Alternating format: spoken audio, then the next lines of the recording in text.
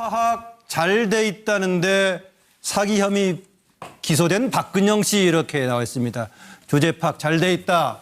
이거는 지금 이제 박근영 씨가 스스로 한 얘기죠. 제목이 이렇게 되어 있습니다. 위기의 자매 박근영 사기 혐의로 기소되어 있는데 작년 7월에 기억날 겁니다. 이석수 장관 특별감찰관이 1호로 고발했던 거죠.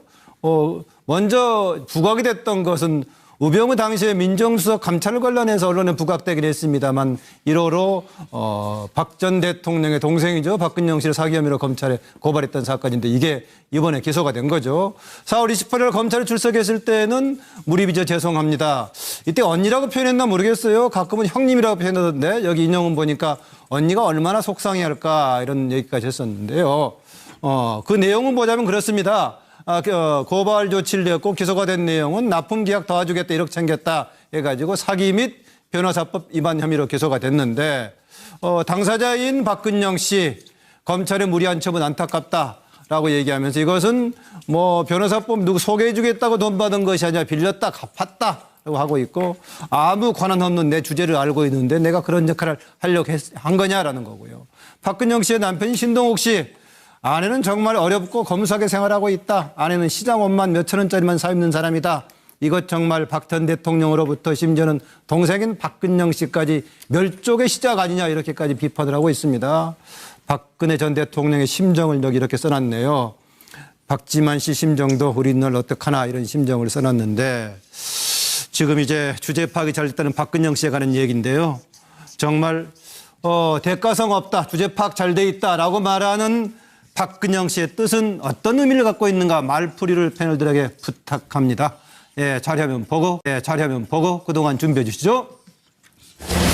사장님, 그 특감 1호 대상으로 그 검찰 조사까지 받게 됐는데 좀 심정이 좀 어떠신지? 그동안에 저희 부모님을 참 존경하고 아껴주셨던 그 분들께 이렇게 무리를 빚는 모습을 보여드려서 죄송스럽게 생각합니다. 그동안에 여러 가지로 참 조심하면서 산다고 살았는데도 이렇게 자주 사건 사고에 휘말려서 참 이런 모습을 보여드리게 된 거에 대해서 다시 한번 깊이 사죄드립니다. 1억 원을 왜 빌리셨던 거예요? 그리고 또 앞으로 하여튼 더 제가 조심해서 남은 인생 더 주변을 살피면서 세심하게 살피면서 그렇게 이런 실수 없도록 하겠습니다.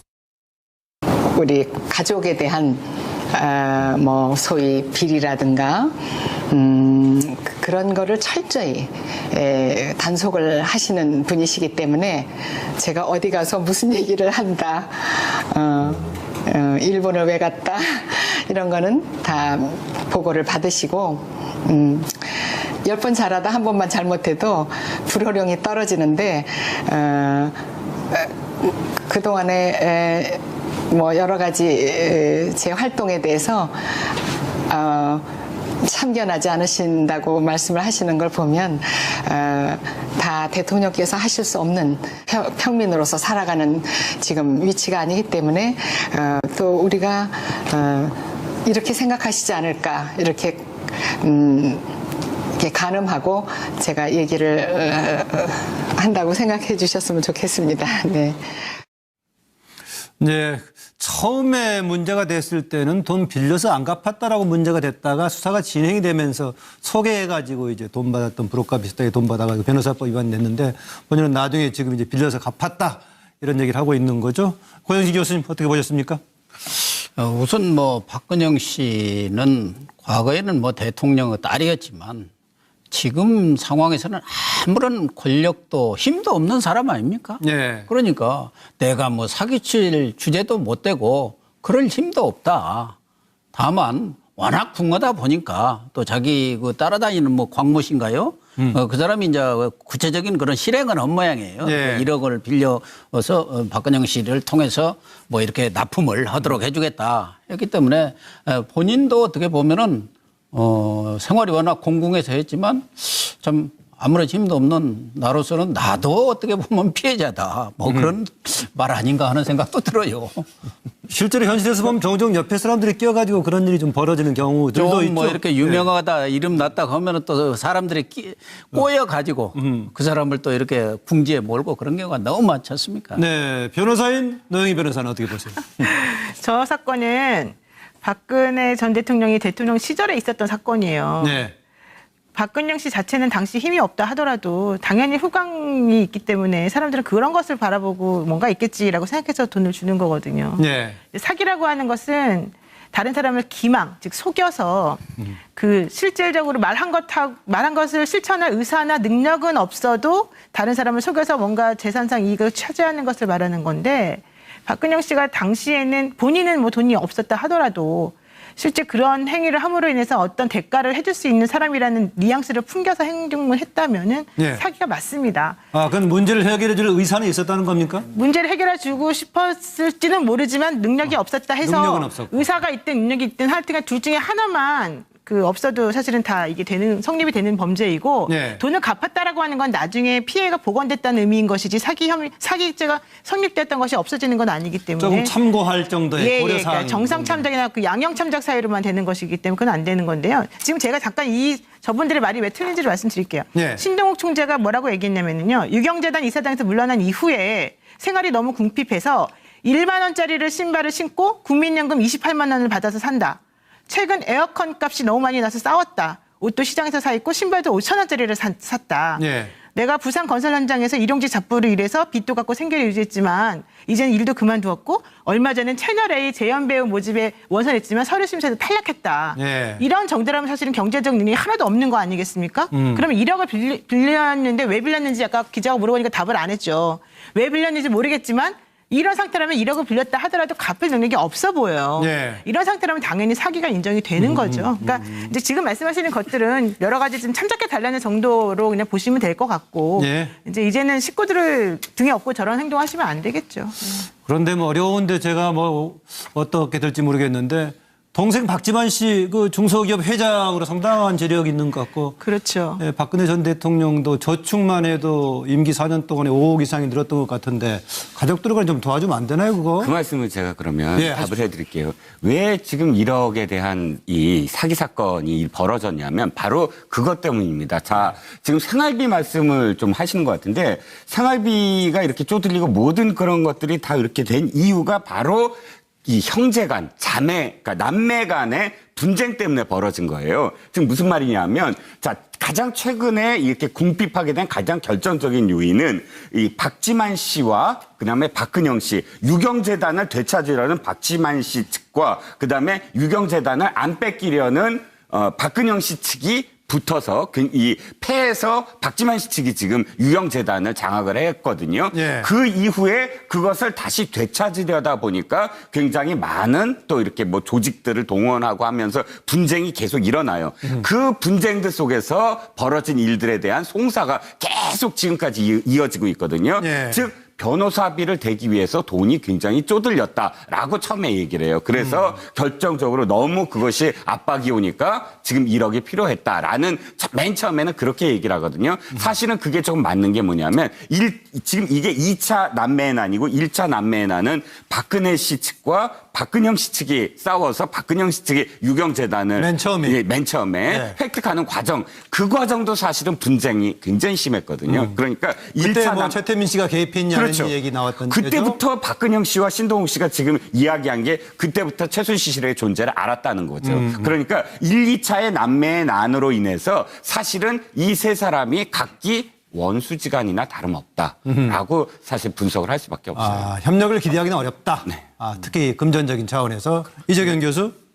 네, 이거 사실은 그 박근혜 그 언니 대통령 언니가 나한테 눈길 한 번 안 줬는데 내가 무슨 힘이 있냐 뭐 이 얘기인데. 아하. 그러니까 저는 이 부분 보다가 오히려 이 특별감찰관을 박근혜 대통령이 처음 임명했지 않습니까? 그 사람이 누구냐면 이석수 아닙니까? 그렇죠. 예. 이 사람은 감찰관으로서의 소임을 다하려고 노력한 사람이에요. 그러니까 바로 친동생인데 밖에서 보기에 사이가 아무리 나쁘다고 하더라도 특별감찰관의 소임을 다하기 위해서 자기가 1호로 저 사건을 감찰관의 임무를 수행해서 검찰에 고발을 한 거 아닙니까? 예. 그러면 제가 그 얘기를 하고 싶은 거죠, 여기선. 이 우병우를 떠올리지 않을 수가 없습니다. 아니, 자기 감찰을 한다고 해서 감찰 방해하다가 자기가 또 그 임명 추천을 해가지고 대통령이 임명한 사람을 자기가 잘라요. 그러니까 이 우병우는 도대체가 그 박근혜 대통령의 국정농단을 이렇게 제어하는 역할을 하나도 안 한 거예요. 예. 오히려 방해만 한 거죠. 이석수 감찰관 같은 경우도 내쫓고. 그러니까 저렇게 친인척 비리에 대해서 엄정하게 하려고 하는 저런 그 사람도 있었다는 거예요. 근데 예. 그런 사람들이 다 내쫓겨난 그런 부분을 다시 한번 통탄하지 않을 수 없고요. 예. 우병우 전 수석에 대해서는 반드시 제대로 책임을 규명해야 된다고 생각합니다. 수사 예. 제대로 하거든 재판을 제대로. 예. 박상병 교수. 멀리도 가셨습니다. 기승전 우병우. 박근영 씨 지금 얘기하고 그러는데 그것까지 아니 특별감찰관이 충분히 이걸 공감합니다. 그래서 탄핵이 된 거예요. 그러니까 한마디로 하면 정말로 농단 세력은 엄격하게 처벌을 받아야 되는데 오늘 주제는 이제 박근영 씨 아닙니까? 예, 예. 제가 얼마 전에 길거리를 가다가 신동욱 총재를 만난 적이 있어요. 예, 좀 시간이 서로 지났습니다. 수인사 했습니까? 그럼요. 저 아는 사이죠. 그래요? 얘기가 뭐냐면은 좀 시간이 지났습니다만 경제적인 궁핍함이 정말 말로 다 하지 못한다. 말로 하지 못한다. 밖에서 보면은 대통령의 제보고 동생이니까 외국 같은 경우는 뭐 얼마나 잘 사는도 생각을 할지 모르겠습니다만은 정말 어렵다. 그 어려운 이유는 방금 말씀하신 것처럼 재판이라든지 그동안에 돈을 빌려 써서 갚은 과정 속에서 돈 노는 데가 별로 없다 보니까 예. 나가기는 무득이 나가는 것이고 돈이 없는 거예요. 그래서 저도 그때 들으면서 아니 이거 대통령도 계시고 또 밑에 남동생은 상당히 잘 살고 기업의 회장 아닙니까? 회장이죠. 좀 도와주시지. 아무리 사이가 안 좋다고 하더라도 피는 물보다 진한데 이런 생각을 했습니다마는 아무튼 상당히 어렵다 그러고 그래서 아마 이 1억을 빌릴 때 이걸 그럼에도 불구하고 박근영 씨가 1억을 빌려서는 안 된다고 봐요. 2014년이거든요. 네. 바로 언니가 대통령이잖아요. 어떤 경우에도 문제가 되는 겁니다. 네. 본인이 능력이 없다고 하더라도 돈을 빌려주는 사람들은 뭔가 기대하고 돈 빌려주는 게 당연한 거죠. 또 갚을 능력이 없었는데도 불구하고 무슨 말을 하고 돈 빌렸을까요? 이런 거는 법률적인 문제는 왜 좀 곰곰이 생각하지 못했을까? 아무튼 결론은 내 주제 파악이 잘 돼 있다. 대가성 없었다라고 하는 거는 저는 뇌물이라든지 사기죄는 거 아닙니다. 라고 하는 말을 할 뿐인데 법률적으로는 글쎄요. 한번 지켜볼 대목입니다. 예. 이런 상황에서 박지만 씨라든가 박근혜 전 대통령이 뭔가 서로의 해법을 왜 마련하지 못했을까? 과거에부터 앙숙이었고 몇 번에 걸쳐 네 분을 얘기를 하셨는데요. 관련 얘기를 조금 더 추가로 더 해보죠. 지금 아까 여기 신동욱 씨는 멸족의 시작이다 이런 표현까지 했었고 그다음에 박근영 씨는 형님께 죄송하다 이런 얘기 했는데 현재 구속 중인 박 전 대통령 어떤 생각일까? 또 박근영 부부 어떤 생각일까? 예. 이걸 추가로 조금 질문을 더 해보고요. 자리하면 보는 동안 준비해 주시죠. 그 사건 이후에 언론에 잘못 오도된 부분들이 박근영 이사장이 유경재단 경영을 하지 못해서 적자가 심지어 80억에서 150억까지 있다고 언론에서 보도하기 시작했습니다. 네. 그러니까 그거 전부 다 왜곡된 겁니다. 그 적자는 그 당시 박근혜 이사장과 최태민, 최순실 씨가 유경재단에 개입하고 난 그때 부채입니다. 그 부채를 박근영 씨가 고스란히 따는 것뿐입니다. 예. 그럼 집사람은 그걸 사기라고 생각하지는 않을 겁니다. 본인은 그렇게 생각하고 있으니까. 나도 그렇게 생각하고 있고. 박근영 총재는 사기라고 생각하지 않는다. 그 사람이 사기라고 생각하면서 사기 그걸 했겠어요? 얼마 전에 우리 500만 원 사건 하나 받은 거 있었죠? 그 사건의 시초도 내가 그때도 그 얘기했지만 재판장에서 그 사람은 본인이 그걸 다 껴안은 거예요. 그 세 사람이 연루된 사건 아닙니까? 나는 사기를 한 적이 없다 이거야. 예. 특별감찰관은 친인척 부정부패나 비리를 예방과 근절이 우선 아니었습니까? 처벌보다는. 그러면 그분들이 이 사건은 2014년 4월달 사건이 2년이 넘어서 2년 반이 지났습니다. 그 동안에 그럼 뭘 했죠? 만약에 그 특별감찰반의 감찰반 직원이 우리 집사람에게 단 한 사람이라도 밀착 마크를 해줬다면 아내에게 이런 일이 일어났을까요? 이러시면 오해 소지 그러면 안 됩니다라고 당연히 말렸거나 주변에서 접근하는 사람이 없었겠지요. 역대 정권에서는 나는 그 당시에 5천까지도 청와대 민정수석들이 붙는 거 봤습니다. 우리를 담당하는 사람이 있는지 없는지도 몰라요. 만나본 적도 없고. 네, 대통령이여 동생까지 멸족시키려고 하는 거 아니냐라는 남편 신동욱 씨의 얘기인데요.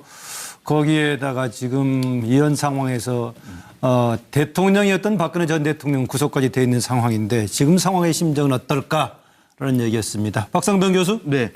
아마 저는 이렇게 조금 해석을 조금 상상력을 동원해서 설명을 하겠습니다.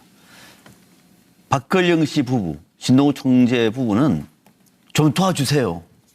라고 하는 생각을 하고 있는 거예요. 지금도 좀 도와달라. 패족, 멸족을 얘기하는 거는 위기다. 좀 도와달라. 우리 정말 절박하다. 라고 하는 속내를 노골적으로 저는 드러낸다고 봅니다. 예. 도와주세요. 이렇게 말하니까 박근혜 전 대통령은 누구요? 박근영 씨요. 누구요? 신동욱 총재. 누구시죠 그들이? 아마 이런 생각을 하고 있지 않을까. 아하. 형제 또 뭐 다른 쪽입니다만은 부녀지간, 모녀지간에도 요새 뭐 누구십니까? 이런 얘기 나오던데. 다행히도 박근혜 전 대통령 기억하는 게 별로 없어요. 아까도 우리 이종훈 국장이 자세히 설명을 했지만 1, 2차에 그래서 유경재단을 놓고 네. 정말 피나는 싸움을 했어요. 돈이 웬수구나 하는 말을 정말 실감할 정도로 네. 싸움을 해서 사실 지금 박근혜 대통령 전 대통령이요? 전 대통령 저 뭐 박근영 씨든 누구든 한 번도 만난 적이 없지 않습니까? 예. 청와대 들어가서 들어오라고 한 적도 없지만 또 삼성동으로 나왔을 때도 그렇죠. 탄핵을 받아서 나왔을 때도 찾아갔는데도 검찰에 구속되는 과정 갔는데도 뭐 어떻게 일체 부른 적도 없고 뭐 박지만 씨가 잠깐 들어간 것은 있습니다만 특히 박근영 씨하고는 남이나 다름없어 너는 남이나 다름없어 이런 생각이고 우리가 세속적으로 이렇게 참 독하다 이런 표현을 쓰기도 한데요. 네, 그렇죠. 네. 저는 뭐 박근영 씨, 뭐 신동욱 씨는 좀 뭐 이런저런 좀 특이한 말씀을 많이 하던데요. 박근영 씨 입장에서 보면은 참 과거에 뭐 이 패족이란 말이 있었지 않습니까? 노무현 대통령 물러난 뒤에 안희정 지금 충남지사가 그랬죠. 네. 우리는 이제 패족이 됐다. 근데 박근영 씨 입장에서 볼 때는 노무현 대통령은 죽음으로써 다시 부활하고 문재인 대통령이라는 새로운 대통령을 만들어냈지만 예. 박근영 씨 입장에서 이렇게 돌아가는 것을 볼 때 정말 우리는 패족이 됐구나. 앞으로 다시 아버지 때에는 물론이고 언니 두 대통령을 지냈는데도 불구하고 역사에서 오히려 사라지게 될 예. 역사의 평가가 완전히 지금까지 그나마 아버지에 대해서는 좋은 평가를 받았는데 아버지까지도 패족이 되는 거 아닌가 하는 예. 그런 생각을 할 것 같아요. 예. 박근혜 전 대통령이 대통령이 되겠다는 배경의 이유의 하나로 박정희 대통령의 나머지 부분을 풀어주겠다라고 했는데 오히려 탄핵까지 이렇게 당한 모습을 두고 박 전 대통령을 옹호했던 어떤 논평가는 오히려 박 전 대통령이 아버지 박정희 대통령을 깎아내린 거 아니냐 이런 평가가 하던데요. 네, 이종근 실장. 박근영 씨와 관련해서 이제 박 전 대통령이 너무 냉혹하다라는 그런 그 평들을 해주셨는데 저는 또 박 전 대통령 입장에서는 얼마나 사실은 또 기가 막혔을까 하는 그런 이해도 돼요. 예, 왜냐하면 이해되는 부분도 있다. 좀 전에 동영상이 어떤 동영상이냐면 니코니코라는 일본의 그 동영상 TV와 인터뷰를 해요. 박근혜 대통령이 대통령 시절에 박근영 씨가 동생인데 뭐라고 표현하냐면 그때 일본 천황에 대해서 호칭을 하면서 높임말을 하면서 사실은 이렇게 그 생각하는 것이 다 대통령 언니 대통령의 마음과 똑같을 것이다. 이렇게 해서 굉장히 그렇죠. 외교적으로도 그렇고 곤혹스럽게 논란이 만들었거든요. 됐죠. 예. 그것만 그랬습니까? 한나라당 시절에 박근혜 의원이 당시에 이제 그런 친박 학살이라는 그런 상황 속에서 MB 정부와 좀 이렇게 대척점에 섰을 때 그때 또 이명박 대통령이 하필이면 충북 옥천 충북의 선대위원장으로 또 임명을 해요. 박근영 씨를. 그러면 그렇게 아까 언니의 입장으로서는 생각한다면 사실 자기가 나서지 않았어야 될 상황이거든요. 이것만이 아니라 그때마다 사실 그 이 박 전 대통령을 곤혹스럽게 한 행보가 굉장히 많았거든요. 네. 그래서 저는 한쪽 면만 또 이렇게 그 냉혹스럽다라고 할 수는 없을 것 같다는 생각이 들고요. 네. 뭐 거의 뭐 이렇게 자매가 아니라 원수지간이나 다름없지 않았을까? 네. 뭐 이런 생각이 듭니다. 네, 이재경 교수. 네, 저는 뭐 또 한 발 더 나가 보려고 하는데 그러니까 결국은 이제 너도 이제 재판 받게 됐냐 이런 마음이 들 거고 그 박근영 씨는 뭐 도움도 못 되고 이런 얘기일 거고 그 박근혜 전 대통령은 사실은 그 박근영, 박지만 이 두 사람을 아마 사실상 마음속에서 형제 자매로서 지운 것 같아요. 그간 행보를 보면. 그러나 박지만, 박근영 저 두 사람은 그래도 무슨 이유에서든지 간에 언니는 그래도 우리 그 혈육이야 이런 개념일 텐데 저는 이 결국은 사실은 조금 전에 그 이종근 실장은 그 80년대 이후 한참 지난 이후의 과정을 좀 설명하셨지만 저는 근본적인 원인은 역시 최순실이에요. 최순실과 그 일가의 그 한 가족 전체를 파멸로 몰아가는 40년 전부터 오히려 인연을 제끼고 맺어가지고. 끼어들었다는 그렇죠. 평가도 바로 있죠? 거기에서 내쫓고 저 서양이 옳게 그 변호사도 그 못하게 하게 되는 원인도 다 유경재단 분규 과정에도 좀 연루가 그건 돼 다 있다는 개입돼 얘기죠? 있고요. 지금 다 드러나 있지 않습니까? 지금 앞으로 더 많이 밝혀질 거라고 저는 봅니다. 은폐할 수 없기 때문에 지금 아마 드러난 부분은 빙산의 일각일 겁니다. 그 40년 사이에 벌어졌던 여러 가지 아마 국민들이 궁금해하는 부분이 속속 밝혀질 거라고 저는 보는데 결국은 이거 보면 최태민, 최순실 일가가 이 박정희 그 대통령 일가에 개입을 해서 이렇게 파탄을 만든 그 부분을 떠올리지 않을 수가 없네요. 이 상황을. 예. 노영희 변호사. 저는 멸족의 시작이라는 말을 하는 것 자체가 정말 잘못된 사고방식을 단적으로 보여주는 예다라고 생각합니다. 멸족이라고 하는 게 무슨 뜻입니까? 한 가문이나 종족을 말살시켜서 없어지게 만든다는 뜻이잖아요. 누가 박근혜 전 대통령이나 박근영 씨나 박지만 씨 그 가족을 몰살시키고 막 멸족시키려고 하겠습니까? 전혀 그런 게 아님에도 불구하고 다른 사람 탓을 하면서 지금 뭔가 외적인 요인 때문에 자기네들이 이렇게 됐다라고 지금 주장하는 거거든요. 예. 근데 신동욱 총재 같은 경우도 솔직히 뭐 어떤 일이든지 간에 박근영 씨나 박근혜 전 대통령 일가에 관련한 여러 가지 일에 편승을 해서 본인이 뭔가 관심을 좀 끌려고 하는 여러 가지 태도를 취하고 있고 네. 박근영 씨도 마찬가지의 태도를 그동안 계속 취해왔기 때문에 지금 현재 이런 상황이 이루어진 것에 대해서는 본인들이 먼저 반성을 해야 되는 거죠. 마치 다른 사람들 때문에 이렇게 됐다는 것처럼 말하면 안 되는 거죠. 네. 게다가 이 분들의 사는 모습을 보면 결과적으로 가와 만사성이다. 집안끼리 서로 형제들끼리 가족끼리 잘 해야 사람들이 다 잘 되는 것이다. 이런 걸 우리가 알 수 있고요. 네. 박근혜 전 대통령은 뭐 그러거나 말거나 내 알 바 아니다. 아무 생각이 없을 것 같은 지금 생각입니다. 그런 것이 아니라 빌렸다 갚았다 라고 하고 있고 아무 권한 없는 내 주제를 알고 있는데 내가 그런 역할을 하려고 한 거냐라는 거고요. 박근영 씨의 남편인 신동욱 씨. 아내는 정말 어렵고 검소하게 생활하고 있다. 아내는 시장 옷만 몇천 원짜리만 사 입는 사람이다. 이것 정말 박 전 대통령으로부터 심지어는 동생인 박근영 씨까지 멸족의 시작 아니냐 이렇게까지 비판을 하고 있습니다. 박근혜 전 대통령의 심정을 여기 이렇게 써놨네요. 박지만 씨 심정도 우리 널 어떡하나 이런 심정을 써놨는데 지금 이제 주제 파악이 잘 됐다는 박근영 씨에 관한 얘기인데요. 정말 대가성 없다. 주제 파악 잘 돼 있다라고 말하는 박근영 씨의 뜻은 어떤 의미를 갖고 있는가 말풀이를 패널들에게 부탁합니다. 예, 자리하면 보고 그동안 준비해 주시죠. 사장님 그 특감 1호 대상으로 그 검찰 조사까지 받게 됐는데 좀 심정이 좀 어떠신지? 그동안에 저희 부모님을 참 존경하고 아껴주셨던 그 분들께 이렇게 무리를 빚는 모습을 보여드려서 죄송스럽게 생각합니다. 뭐 그동안에 여러 가지 파악 잘 돼 있다는데 사기 혐의 기소된 박근영 씨 이렇게 나와 있습니다. 조제 파악 잘 돼 있다. 이거는 지금 이제 박근영 씨가 스스로 한 얘기죠. 제목이 이렇게 되어 있습니다. 위기의 자매 박근영 사기 혐의로 기소되어 있는데 작년 7월에 기억날 겁니다. 이석수 장관 특별감찰관이 1호로 고발했던 거죠. 먼저 부각이 됐던 것은 우병우 당시에 민정수석 감찰 관련해서 언론에 부각되긴 했습니다만 1호로 박 전 대통령의 동생이죠. 박근영 씨를 사기 혐의로 검찰에 고발했던 사건인데 이게 이번에 기소가 된 거죠. 4월 28일 검찰에 출석했을 때는 무리비저 죄송합니다. 이때 언니라고 표현했나 모르겠어요. 가끔은 형님이라고 표현하던데 여기 인용은 보니까 언니가 얼마나 속상해할까 이런 얘기까지 했었는데요. 그 내용은 보자면 그렇습니다. 고발 조치를 냈고 기소가 된 내용은 납품 계약 도와주겠다 1억 챙겼다 해가지고 사기 및 변호사법 위반 혐의로 기소가 됐는데 당사자인 박근영 씨 검찰의 무리한 처분 안타깝다라고 얘기하면서 이것은 뭐 변호사법 누구 소개해주겠다고 돈 받은 참 조심하면서 산다고 살았는데도 이렇게 자주 사건 사고에 휘말려서 참 이런 모습을 보여드리게 된 거에 대해서 다시 한번 깊이 사죄드립니다.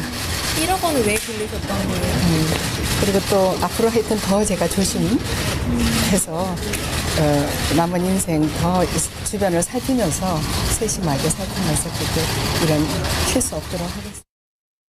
우리 가족에 대한 뭐 소위 비리라든가 그런 거를 철저히 단속을 하시는 분이시기 때문에 제가 어디 가서 무슨 얘기를 한다, 일본을 왜 갔다 이런 거는 다 보고를 받으시고 10번 잘하다 한 번만 잘못해도 불호령이 떨어지는데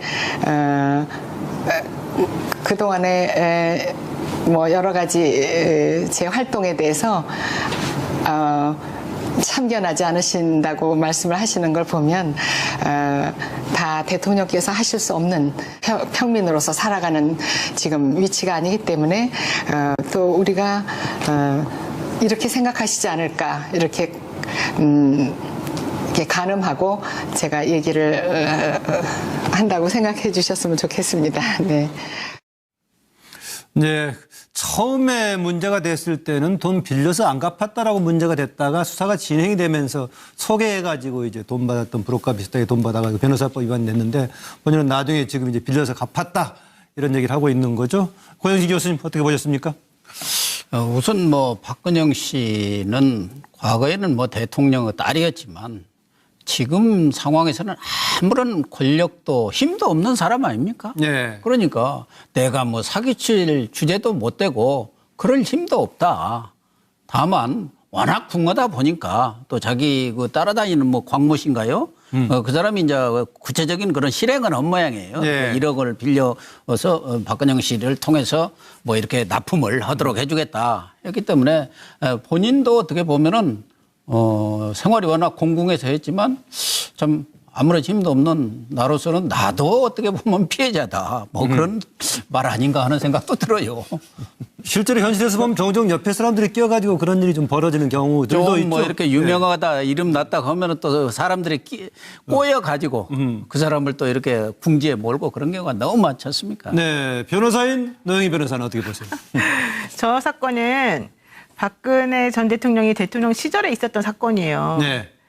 박근영 씨 자체는 당시 힘이 없다 하더라도 당연히 후광이 있기 때문에 사람들은 그런 것을 바라보고 뭔가 있겠지라고 생각해서 돈을 주는 거거든요. 네. 사기라고 하는 것은 다른 사람을 기망, 즉 속여서 그 실질적으로 말한 것을 실천할 의사나 능력은 없어도 다른 사람을 속여서 뭔가 재산상 이익을 차지하는 것을 말하는 건데 박근영 씨가 당시에는 본인은 뭐 돈이 없었다 하더라도 실제 그런 행위를 함으로 인해서 어떤 대가를 해줄 수 있는 사람이라는 뉘앙스를 풍겨서 행동을 했다면은 네. 사기가 맞습니다. 아, 그건 문제를 해결해 줄 의사는 있었다는 겁니까? 문제를 해결해 주고 싶었을지는 모르지만 능력이 없었다 해서 능력은 없었고. 의사가 있든 능력이 있든 하여튼 둘 중에 하나만 그 없어도 사실은 다 이게 성립이 되는 범죄이고 네. 돈을 갚았다라고 하는 건 나중에 피해가 복원됐다는 의미인 것이지 사기죄가